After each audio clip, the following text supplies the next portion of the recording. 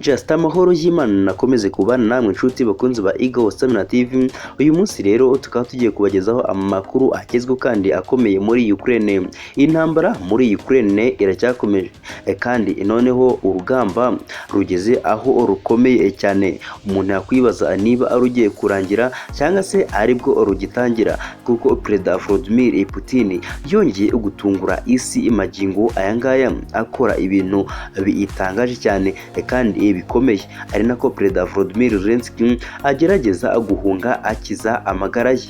Yego koko birashoboka ko ari ubwa mbere ubonye video zacu, byabize ukanze subscribe ukamanuka gato ugakanda no kunzogera kugira ngo utazigera ucikwa n'amakuru tuba twaguteguriye umunsi ku wundi.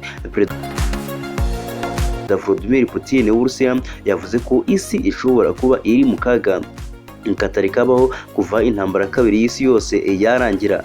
Ibi akaba yarabivuze mu jambo rirereye yavuze kuri uyu wa gatandatu agerageza gusobanura igitero cy'Uburusiya kuri Ukraine, bigatuma amahanga abafatira ibihano.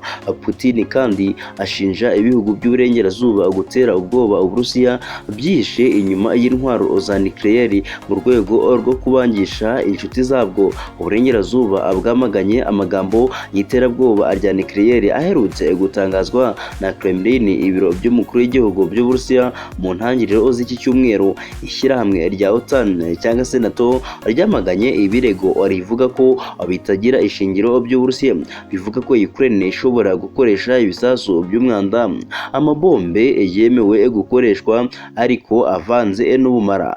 Umunyamabanga mukuru wa OTAN Jens Stoltenberg avuga ko ibihugu bihugiye muri uyu muryango byamaganye ibi birego kandi ko Uburusiya butahirahira ngo bubikoreshe nk'urwitwazo rwo kugira ngo ibintu bizambe. Perezida Vladimir Putin yavugiye ijambo mu nama y'umwaka ya Vadai nyuma y'iminsi ingabo ze zimaze zitsindwa ku rugamba muri Ukraine, n'ishavu rikomeye kwiyongera mu baturage ritewe n'ingamba zo kwinjiza mu gisirikare Abarusiya bandi 300,000 muri intambara.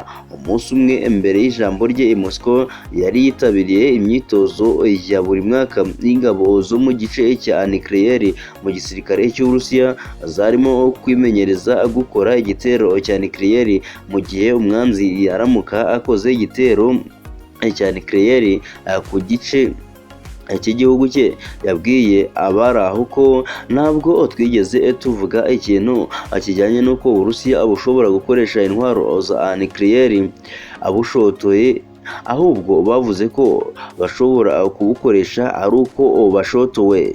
Urumva ko muri make Putin aheruka kuvuga ko kwiganza kutagira urugero k'uburengerazuba mu buzima bw'isi ubu kurimo gutera akaga, kuko yewe kurimo kurangira kandi bikarangira ko narangiye nabi. Eagle Stamina TV, hasta la vista.